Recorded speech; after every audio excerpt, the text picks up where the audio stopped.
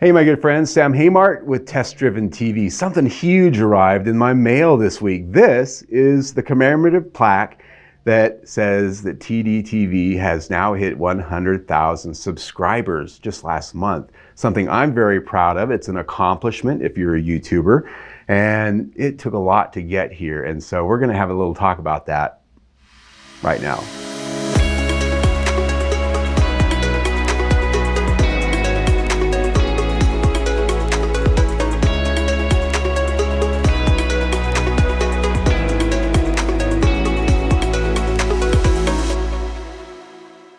10 years is a long time in the media business. This spring, Test Driven TV celebrates 10 years, having begun the YouTube journey in May of 2013. Additionally, we celebrated the milestone of 100,000 YouTube subscribers on our automotive news and review channel just last month.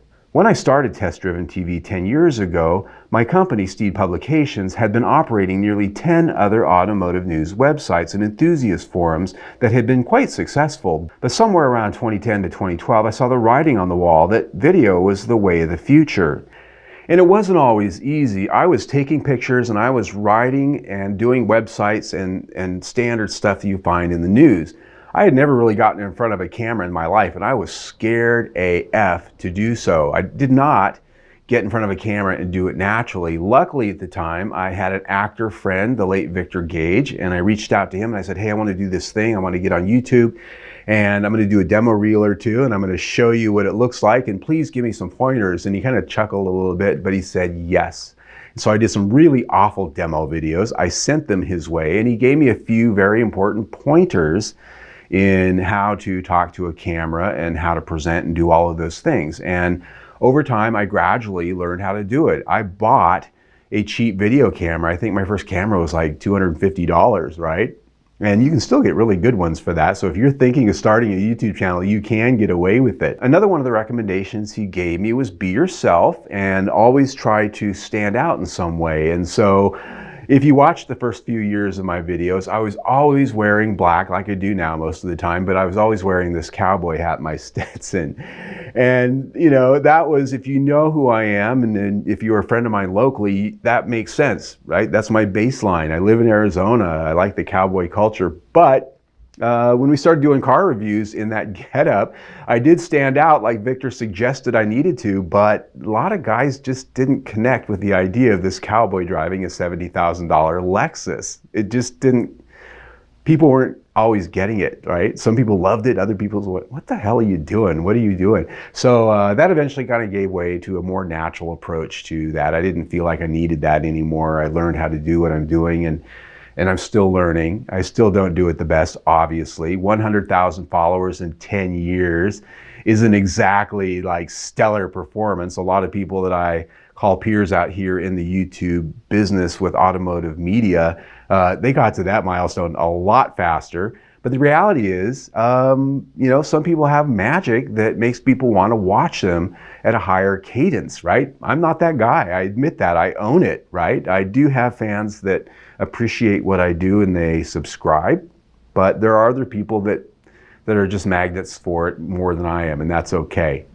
Since our YouTube channel was launched, the other publications eventually were sold or shut down, as Test Driven TV became my full-time focus of energies and content creation. What has not changed is the matter-of-fact way I report on new cars and the business around them.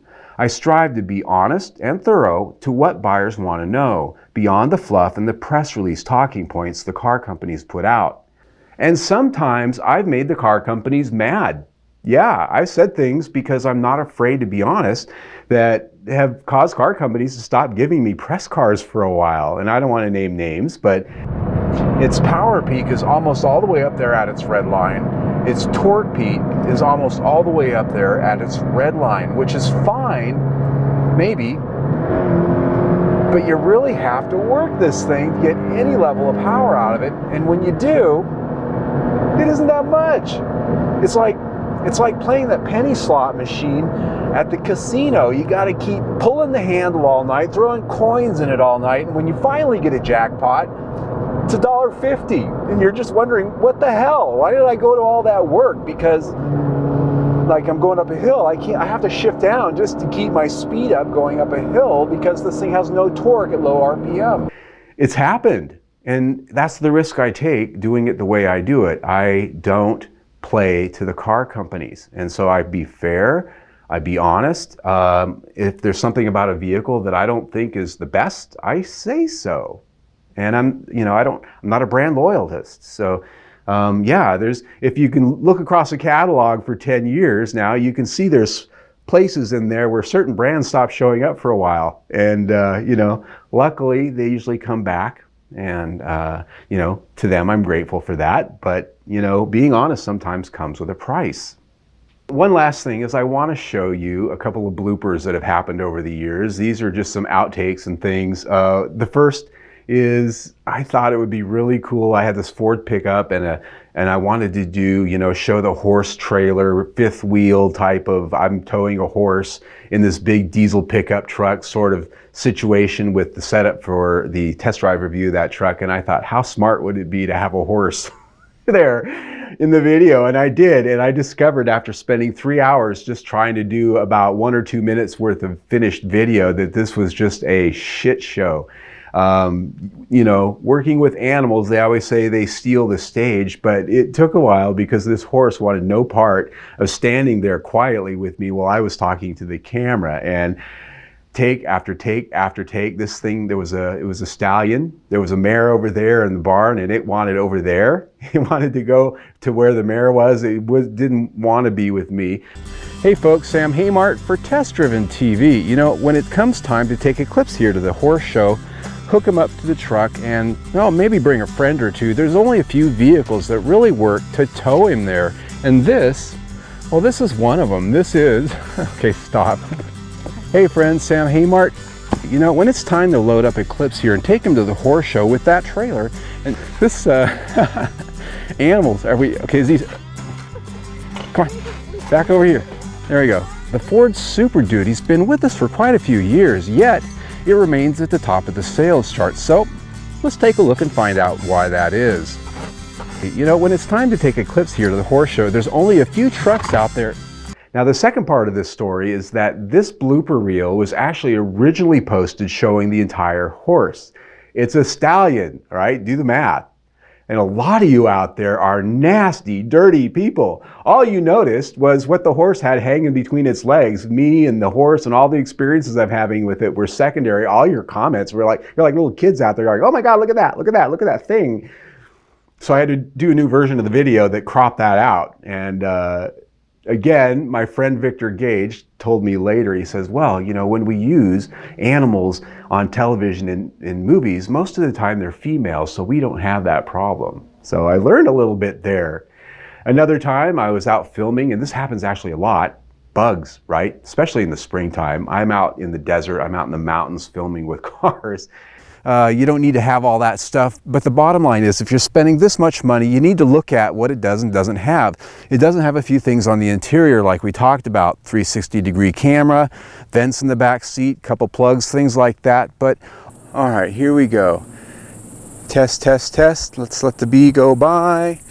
Come on, guy, I'm trying to work here. Be on your way.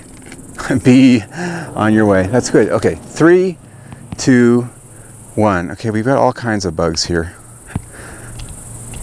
Okay, we're gonna abandon that.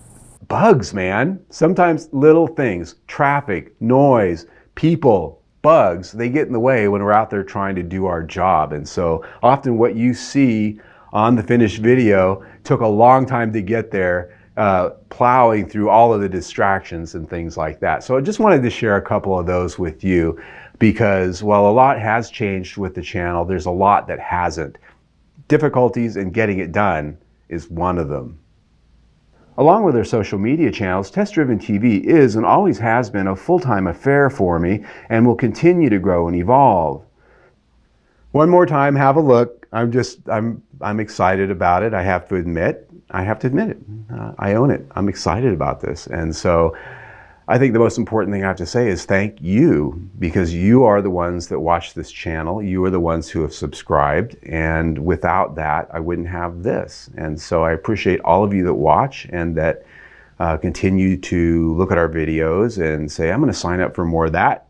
That Sam isn't too nuts. I think I might just listen to another few things he has to say. So I'm very grateful to all of you out there who consider yourself fans, or maybe you're just casual viewers. Maybe you just are looking for a certain car and you thought, oh, I'm going to maybe watch for more from that channel. Either way, very, very grateful. Very, very grateful. So if you want to see the next thing we do, it's right there.